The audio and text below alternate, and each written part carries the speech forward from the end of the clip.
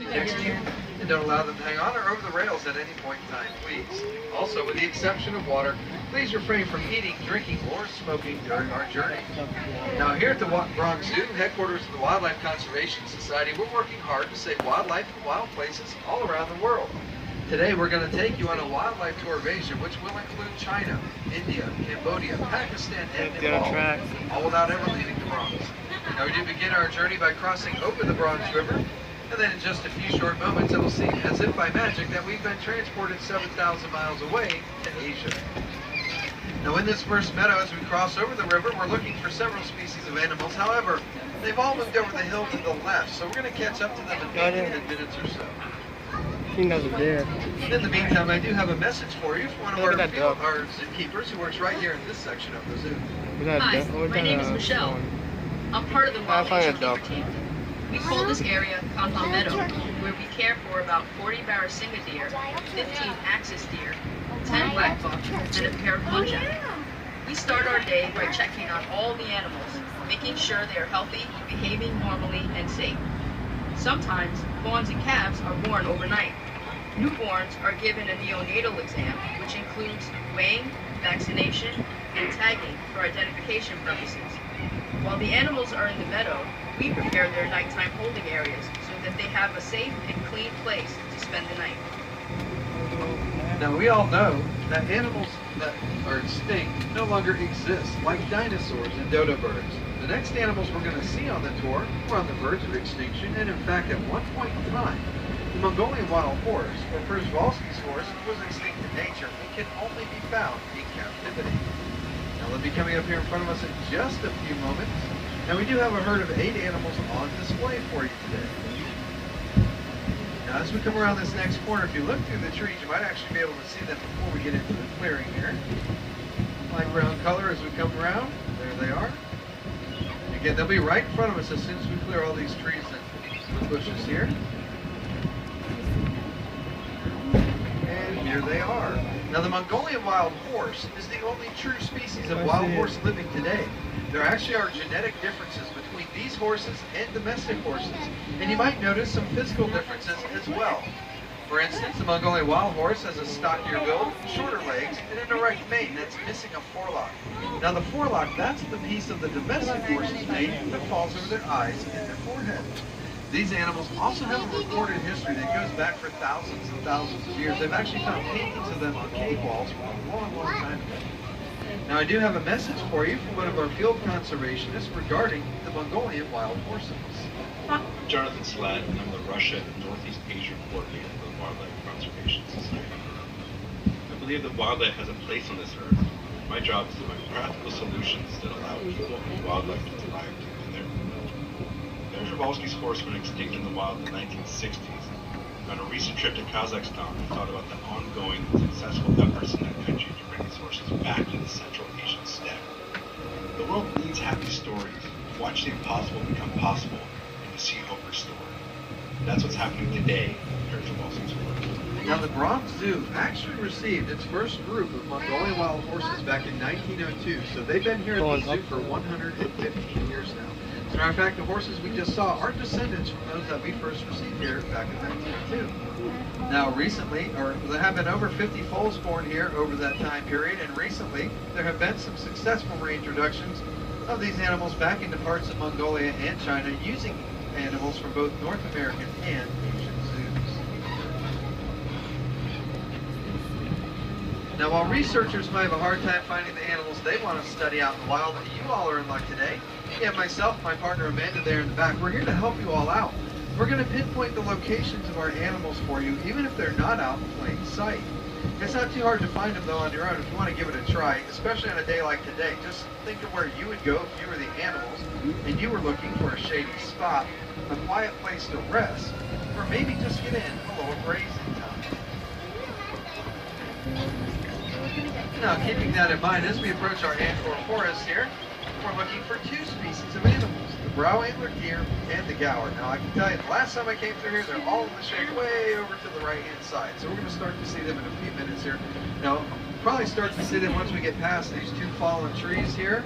And there's a big dead stump out in the middle here. We're going to look past that off to the right, and that's when we'll start to see these animals. Now, the brown antlered deer are medium-sized, light tan colored deer. You'll know them when you see them. And they actually get their name from the looks of the male's antlers. There they are, right there, right in the middle of it. Now, those male's antlers curve back from right on top of their eyes, making it look like they have a bushy eyebrow. Now, they are considered vulnerable in their native Cambodia, where they continue to lose their natural habitat for farmland. Now, unfortunately, today, it's Ladies' Day Out. All of our brown antler deer are females, so we're not going to get a good look at those antlers that they get their name from. Now, if you continue to look to the right, past the brown antler deer, you can see some very large dark brown animals. They're all laying around an old tree stump out there. Those are the gaur. Now, the gaur are the largest species of wild cattle in the world. A mature male gaur can stand up to 6 feet tall at the shoulder, and up to 10 feet long, and weigh over 2,000 pounds. So they're roughly the size of a small car. Now, with their large size and impressive horns, they can fend off the attacks from most kinds of animals, including tigers. But they are threatened due to the loss of their natural habitat and diseases they can catch from domestic cattle. Maybe we're having a meeting for lunch. Now, it is easy to forget that the Bronx lies in the heart of an urban environment, but the noise you might hear behind us right now is actually traffic on the Bronx River Parkway. The large wooden fence we have coming up in front of us is used to reduce the noise level of that traffic for the animals here at the zoo, and that is especially important for the one we're going to be looking for next. Now, once again, Bronx Zoo Explorers, just a quick reminder, we do need everybody to remain seated at all times, keeping all loose objects, hands, feet, and especially small children inside the car, because we're going to be looking for our Siberian tiger. Now, tiger stripes can provide excellent camouflage, and it can take a moment or two to find our tiger here. Let's see. We're looking for Anakin, by the way. He's a 7-year-old, 400-plus pound tiger. He's walking up the footpath. You look at this worn down footpath there, just keep following it all the way up around to the back. He's right up towards the middle now, walking towards the right. And we'll probably turn around and come back towards us in just a second. Again, that's Anakin. He's 7 years old. He weighs over 400 pounds. There he is, right up in the middle. Now, tigers will hunt a variety of animals, but they prefer to eat wild pigs and medium-sized deer. Now, they will gorge themselves on a fresh kill once they have it, eating up to 40 pounds of meat in one sitting. Now, to put that in perspective, that's the same as if you or I were to sit down and try to eat 160 hamburgers all by ourselves. There he is, up here in the middle. Straight on. Now he's moving back towards the left, towards the back of the train, straight up in the middle there. Yeah, but this one's for real. Now you'll notice Anakin's in here all alone. He's coming right down the middle here towards us. Good view, good view. Now that's because tigers are extremely territorial animals. They don't get along well with others, even if they are related. So we display them one at a time here. Now unfortunately, all tigers are endangered, and it's estimated there are only about 3,000 of these animals left out in the wild, with approximately 1,000 of those being breeding. Now, if you'd like to see some more tigers today, we do invite you to stop by Tiger Mountain, where we have more Siberian and Himalayan tigers on display for you.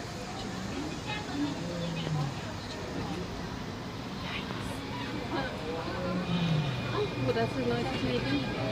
Now we are coming across the backside of the brown antler deer gaur exhibit. There's a gaur on top of the hill here on the left, and some brown antler deer laying on the rocks over to the right. There's that fence line there. We're also coming across the backside of that first meadow where everybody was hiding from. So let's see if we can find it here. Look out in the middle. Oh, way out in the middle there, you see some spotted deer. Those are the axis deer. They're from India and Sri Lanka.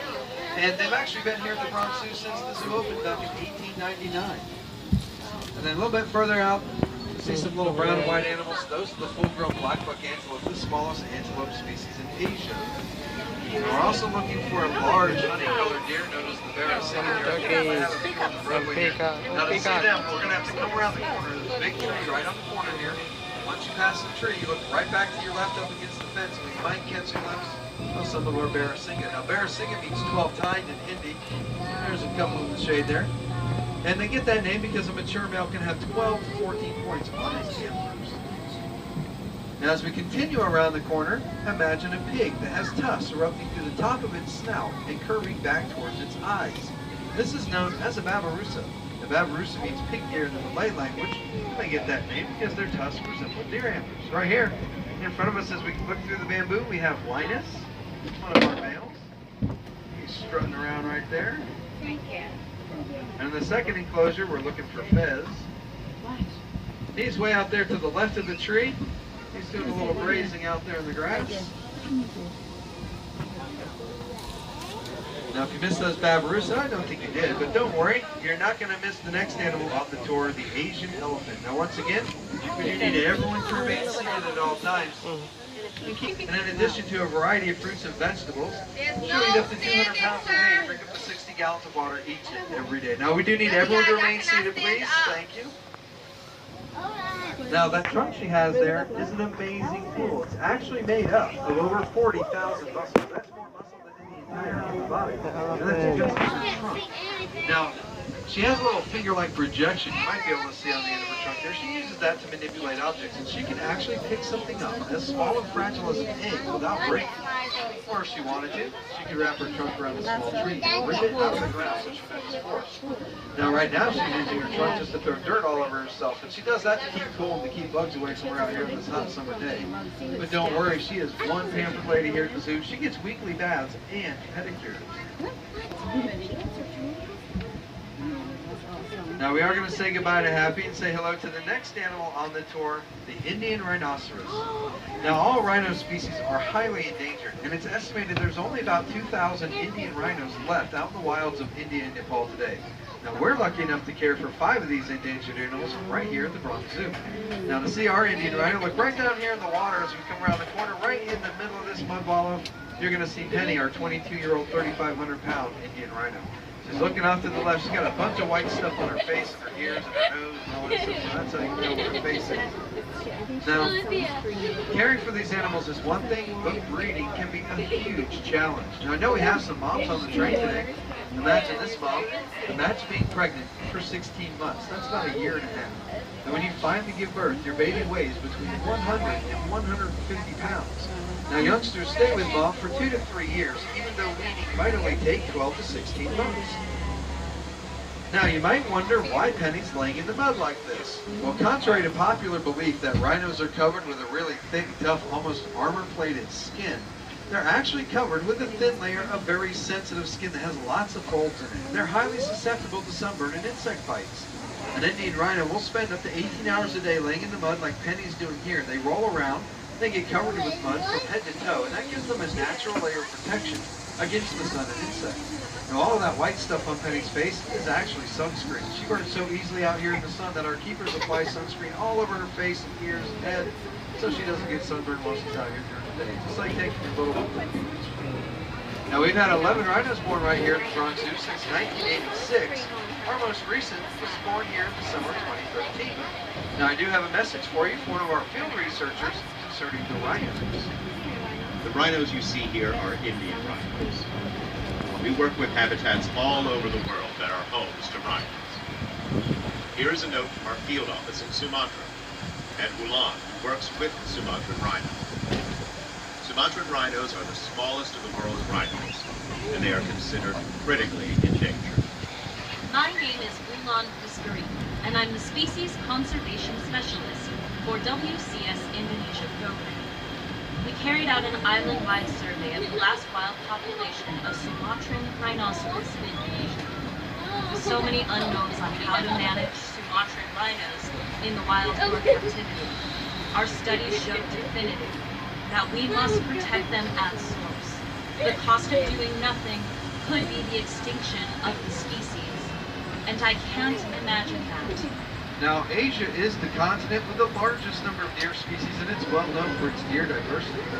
Coming up in our next exhibit area, we're going to be on the lookout for several species of deer and some antelope. Now, as we approach, you'll notice the trees are wrapped in wire, and that's actually to protect them from the animals.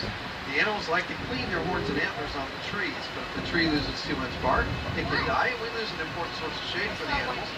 So we wrap the trees in wire. It makes it easier for the animals to clean their horns and antlers, and it protects the trees. As we come around the corner here, second fence line there, you're going to see some full brown animals. Those are actually full-grown hog deer. Now, the hog deer get their name because their body shape resembles a hog's body. They're short, heavy like hogs. They even behave like hogs. We're going to get another good look at them right along this fence line. As we come around the corner, look straight back, and there's the hog deer herd right there. All those are full-grown. Now, another species we're on the lookout for is a large chocolate brown colored deer species known as the sandbar deer. And they are the largest deer species in southern Asia. A mature male will stand up to 5 feet tall at the shoulder, weigh up to 650 pounds, and have antlers reaching 3 feet in length with 3 points on each bar. And I do believe we have 3 fenced off areas coming up once we pass this hill with the rocks on top.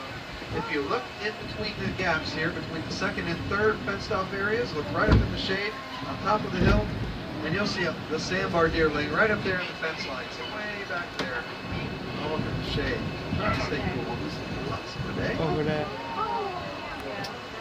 Then way over to the right on the hill, past that large tree stump there, you're going to see 3 large animals. Those are the nilgai antelope, the largest antelope species in Asia. Males have horns, females don't. So that's a male right there on the left. And their name means blue bull in Hindi, and they get that name because a mature male has a bluish-gray tint in his coat.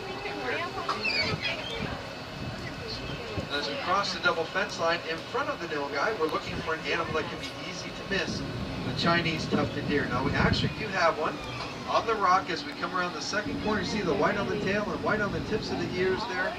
That's a full-grown Chinese tufted deer. If you can see it, it blends in quite well with the rock there. Now the Chinese tufted deer, like the white-tailed deer here in New York, have a white tail and rump that they use in deer communication. Now the males also have canine teeth that grow longer than the upper lip, and it looks like they have fangs. So they're also known as the vampire deer. Unfortunately, they really don't like the warm weather we're having, so they stay hidden most of the time on days like today. But there's that one back there in the corner. Well, as we come around the next corner, we'll be crossing back over the Bronx River at the highest point of our tour. We're going to be 35 feet over the water. Now, rivers and streams are vital resources for animals and people all around the world, and the Bronx River is no different. This particular stretch of the river provides a habitat for ducks, turtles, fish, and migrating birds. There's an osprey in that tree on the right-hand side. That's the tree without many leaves on it. Right down there in the branch. It's been fishing all day.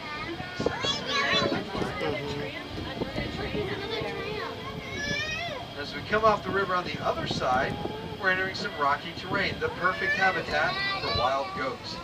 There's one standing on the tree down there. That's a markhor. These are young markhor down here.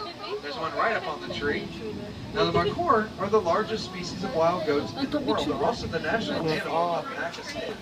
Now their name means snake eater in the Persian language, and the legend is that long ago, the markhor ate a snake. The snake tried to escape by growing up out of the animal's head, but it broke in half and turned to stone and created the 5-foot-long horn you see on a mature male. Speaking of mature males, look down here in the log as we come around the corner. This is our alpha male. He is full grown. He's got the 5-foot-long horns. He's got the big beard from his chin to his chest all the way across his belly, and he has turned silver gray and black in color compared to the light tan color he used to be. He used to be the same color as his goats we saw as we approached here. Now, in contrast to the male's 5-foot-long horns, the female horns will only reach a length of about 10 inches or so. Now we have some more juvenile male right here. It's on the 2nd log as we come through. And then we do have some females coming up here that you can see. There's one laying right in front of the rocks here. Now this is a full-grown female, so you can see what a drastic difference in appearance from the female to the male. There she is. Now another interesting ability that the markhor possess is that they can jump 6 feet straight up in the air without a running start. They're pretty high. Now, we did slow down just a bit. Normally I'd start telling you all about the red pandas, but unfortunately we have some construction going on directly behind the monorail tracks right here. So they did relocate our red pandas to the Himalayan highlands. So we do invite you all to stop by the Himalayan highlands where you can visit with our red pandas and our snow leopard Leo. Then as we come around the corner, we have another species of wild goat here. These shaggy brown looking goats with the short curved triangular shaped horns are the Himalayan tar. Now they actually have a rubber-like core right in the middle of their hooves that help them grip onto mountain slopes, a lot like the boots that a mountain hiker would wear. They're in a separate building. Around those Himalayan tar, we have some more markhor. Right here, this one just jumped off the stump over here in the corner. And as we approach the next bend, our journey is almost at an end, but I would like to take a moment just to let you know a little bit more about us. Now, the Wildlife Conservation Society, or WCS, manages 5 parks here in the New York City area. We have the Bronx Zoo here, which again is our world headquarters, but we also manage the Central Park Zoo, the Queens Zoo, the Prospect Park Zoo, and the New York Aquarium over on Coney Island. We also have scientists working out in the field at more than 300 locations in over 60 countries all around the world, and they're all managed right here at the Bronx Zoo. Now, Bronx Zoo Explorers, we need to make one brief stop up here before we re-enter the station. It's only going to take 10 to 15 seconds, so we do ask everybody please remain seated. And while we're taking care of this, I'd like to remind you all that the Bronx Zoo is open until 5 p.m. today. However, all live animal attractions do close a half hour earlier at 4:30 p.m. So if there are some animals you really want to see, you need to make sure you do that before 4:30 p.m. this afternoon. From 4:30 to 5, the only attractions that will be open are going to be the Bug Carousel and the 4D Theater because they don't contain live animals. Now, if you do have that total experience ticket, you want to make sure you visit as many of those highlighted yellow areas on your park map as possible today because those are all of the attractions that are included with your experience. One of those is Jungle World, and it's conveniently located directly next to the monorail station. All right, everybody, we're getting ready to move into the station here. If you would, just do us a favor, take a quick look around, make sure you've got all of your personal belongings accounted for. You wouldn't want to leave anything behind on the train today. You want to make sure when you leave the train, you have everything with you that you had when you got on the train. All right, we're going to go ahead and move into the station. Here we go. Now, as we approach the platform, our journey has come to an end. On behalf of the Bronx Zoo, my name is George. My partner in the back is Amanda. And we'd like to thank you all for joining us today. We do hope you've enjoyed the tour as much as we've enjoyed having you with us. Now, we do ask that everybody please remain seated until the train comes to a complete stop and the doors have opened before you exit. If you're in that front row, you have a short step up. Everybody in the back row has a short step down, so please do watch your step as you exit your car. And once you're out on that platform, the first 6 cars, it's everybody from me all the way back to my partner Amanda. You're going to turn to the right. You're going to head all the way down the platform towards the back of the train, and that's where you're going to find the main exit. If you're in car number 7 with Amanda, you go straight ahead. And if you're in the last 2 cars, just turn to your left, and the exit will be right there in front of you. And we certainly hope to see you all again very soon here at the Wild Age Monorail. And we do hope you all enjoy the rest of your day here with us today at the beautiful Bronx Zoo. Have a great day, everybody.